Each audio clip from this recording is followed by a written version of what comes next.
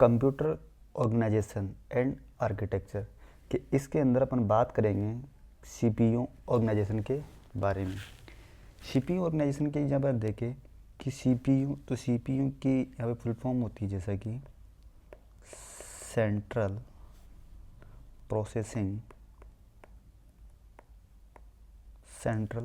Processing unit. इसको अगर अपनी हिंदी में देखें तो इसका होता है यहाँ पर केंद्रीय संसाधन इकाई। केंद्रीय संसाधन इकाई।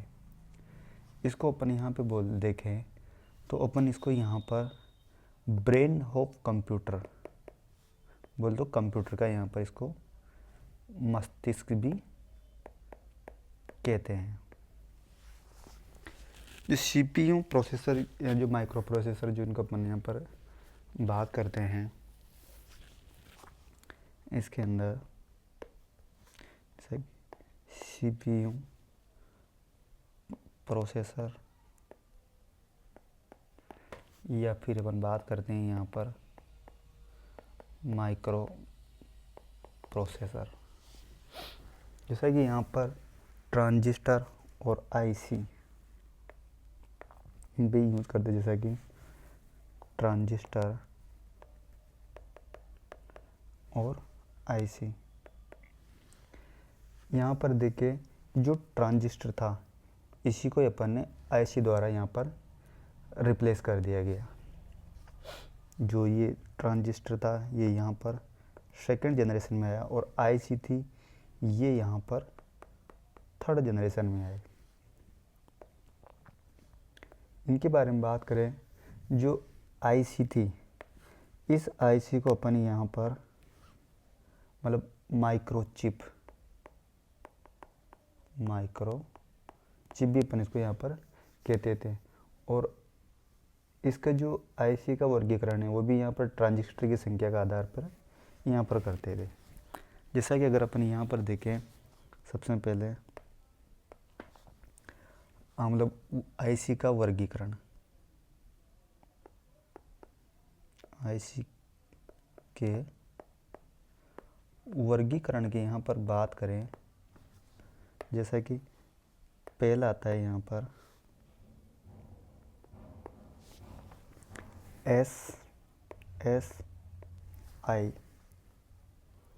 एसएसआई का फुल फॉर्म के बारे में बात करते ये होता है यहाँ पर स्मॉल स्केल इंटीग्रेशन।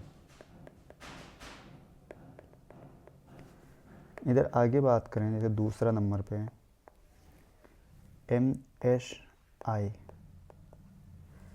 एमएसआई का मतलब होता है यहाँ पर मीडियम स्केल इंटीग्रेशन।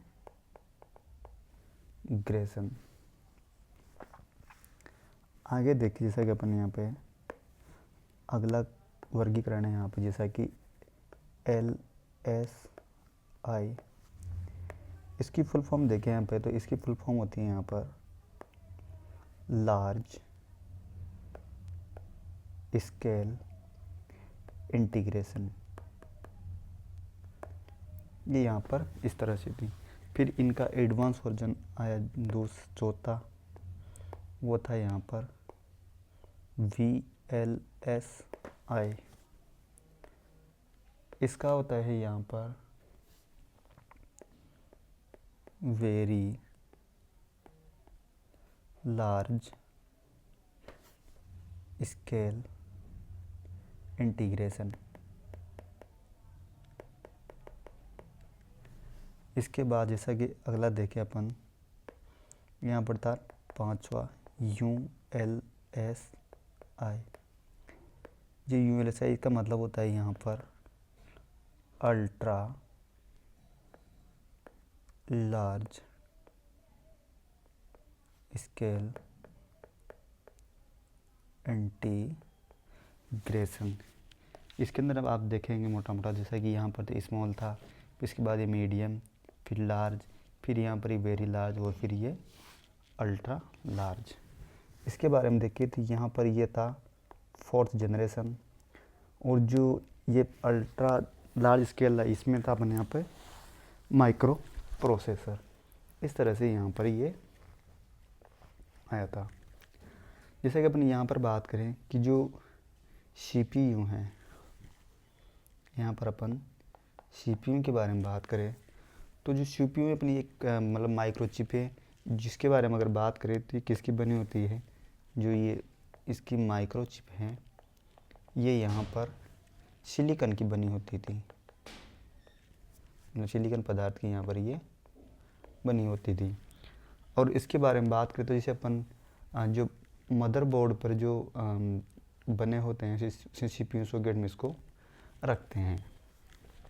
ये CPU कंप्यूटर सिस्टम का एक यहाँ पर की पार्ट कह सकते हैं, और जहाँ पर सभी डेटा प्रोसेसिंग और ऑपरेशन का यहाँ पर अपन काम पूरा करते थे। जो भी यहाँ पर जो डेटा को प्रोसेस करता था और यहाँ पर जो ऑपरेशंस जो भी हुआ करते थे वो सभी यहाँ पर इसी के द्वारा किए जाते थे। और यहाँ पर जो भी होता है कि सभी इंस्ट्रक्शन को कंप्यूटर में लोड, इंटरप्रेटर और यहाँ पर एग्जीक्यूट, ये सब करने की जिम्मेदारी भी इसी की होती थी, CPU और एग्जीक्यूट, इसके लिए यहाँ पर ये जिम्मेदार होते थे। इसके बारे में जैसा कि अपन बात करें कि CPU भी एक मतलब अन्य भागों को यहाँ पर एक्टिव तक कंट्रोल करने के लिए इसमें जिम्मेदार होते हैं। जो भी कोई एक्सटर्नल जो होता है उसको यहाँ पर एक्टिवेट और यहाँ पर कंट्रोल बोल तो नियंत्रण करने का यहाँ पे जिम्मेदार होती है। जैसा कि अगर बात करें अगर यहाँ पर कि first micro processor of world, मतलब विश्व का पहला माइक्रो प्रोसेसर के बारे में देखें। First micro processor of world, इसके बारे में बात करें तो ये था यहाँ पर इंटेल 4004, जो किसके द्वारा बनाया गया था यहाँ पर इंटेल कॉरपोरेशन के द्वारा, Intel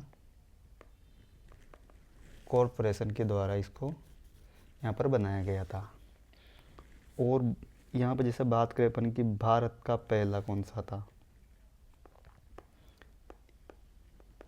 India's first micro processor के बारे में यहाँ पे देखें तो जो यहाँ का था वो था शक्ति, और इसको बनाया था यहाँ पर IIT मद्रास, IIT मद्रास द्वारा इसको बनाया गया था।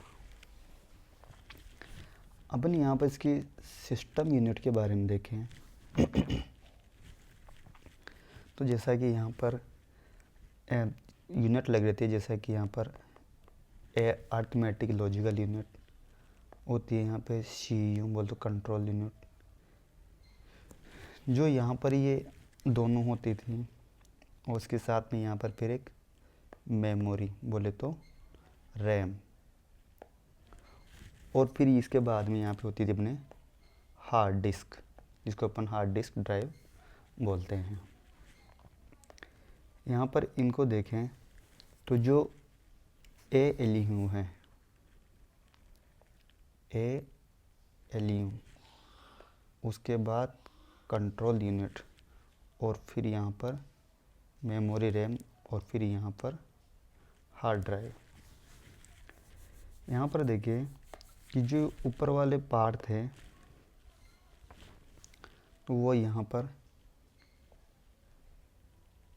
इसके अंदर इस तरह से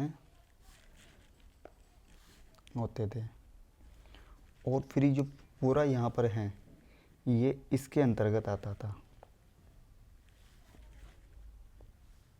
इस तरह से। यहाँ पे जो डेटा का आदान प्रदान होता था तो वो इसके अंदर यहाँ पर, जैसा कि इधर से ये इनपुट यूनिट लगी होती थी और यहाँ पर से ये आउटपुट होती थी। आउटपुट यूनिट में कोई भी यहाँ से इंस्ट्रक्ट देते अपन इसमें आता था। यहाँ के ऊपर देखिए तो इसका डेटा का फ्लो ऐसे इनके पास होता था एक दूसरे के पास में, और ऐसा इसका यहाँ पर ये इससे अटैच रहती थी, जिसको अपन यहाँ पे बोले, जिसको बोलते अपन यहाँ पर सिस्टम बस। यहाँ पर इस तरह से इनके लिए होते थे।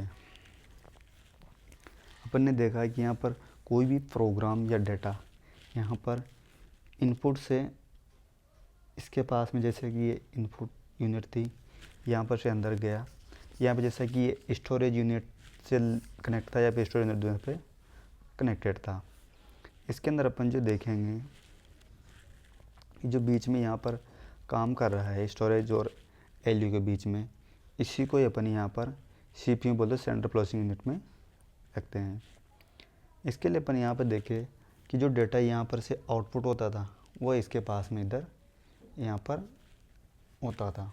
इस तरह से इसका जो पार्ट था वो इसमें यहाँ पर दिया हुआ था।